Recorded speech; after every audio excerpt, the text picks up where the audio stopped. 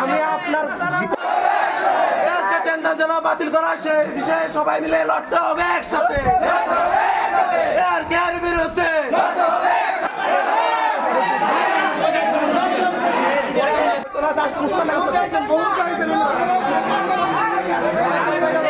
আমি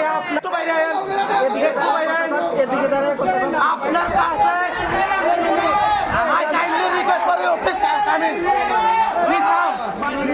আপনার কাছে 1000 রিকোয়েস্ট, আপনি আইএল একটু আপনার কাছে আপনি এখানে টাকা বেতন দিতেছে, এই টাকা আমরা দুবারি কাম করলে মাসে 15,000 টাকা পাই হয়, মাস লাগে এক সপ্তাহের মধ্যে তো আমরা 3000 টাকা পাই না উপরে ভাই।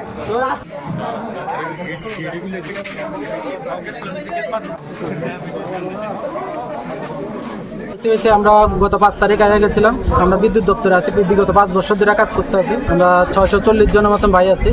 তো আমরা 5 বছর কাজ করার সাথে আমরা দেখা গেছে যে এই কোম্পানির আয়তাতে আছে 2 বছর হয়েছে।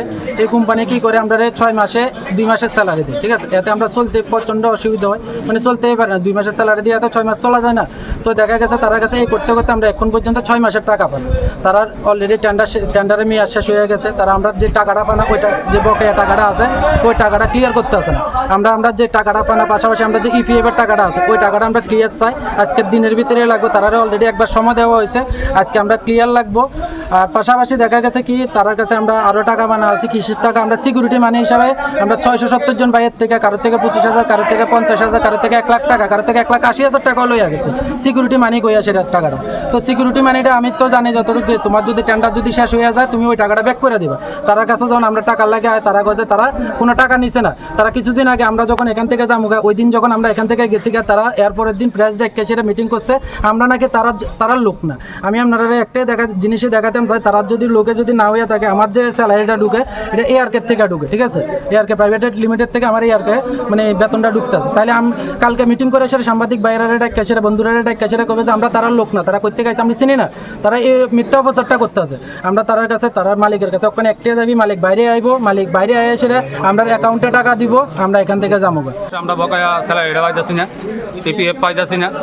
এরপরে অনেকের থেকে তারা টাকা নিছে। আমরা যারা আমরা বিল টিল কালেক্ট করে তারা কোঅর্ডিনেটর হয়, কোঅর্ডিনেটরের তরফ থেকে অনেকে ঢুকছে। এখানে ঢোকার পরে তাদের থেকে একটা সিকিউরিটি মানি হিসেবে 1 লাখ 1.5 লাখ যত পারে তারা তত নিছে। ওই টাকাটা যে সময় আমরা নিতে মাইছি এনে, তখন তারা দিতে না কয় যে আমরা কাছে কোনো টাকা নাই, আমরা কোনো টাকা নিছি না, এমন ধরনের কথাবার্তা তারা কইতেছে। এনে আমরা 5 তারিখে আগে গেছি, 7 দিনের সময় দিচ্ছিলাম। এরপর আমরা 15 দিন পরে তার কাছে আমরা আইছি। তারারে কইছি যে একটু বাইরে এসে আমরা লোক একটু জাস্ট কথা কইতো, তারা এটাও পারতেছে না, তারা আমরা লোক কথা কইতে রাজি না। তো এমনভাবে চললে আমরা কেমনে চলবো?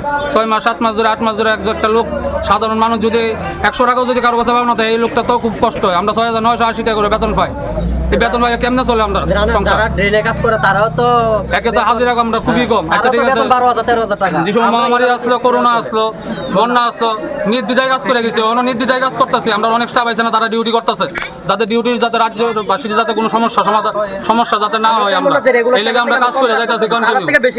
এই শব্দ, এই যে আমাদের মালিক, কোম্পানির মালিক চাইনার কারণে আজকে অসুবিধা হইতেছে।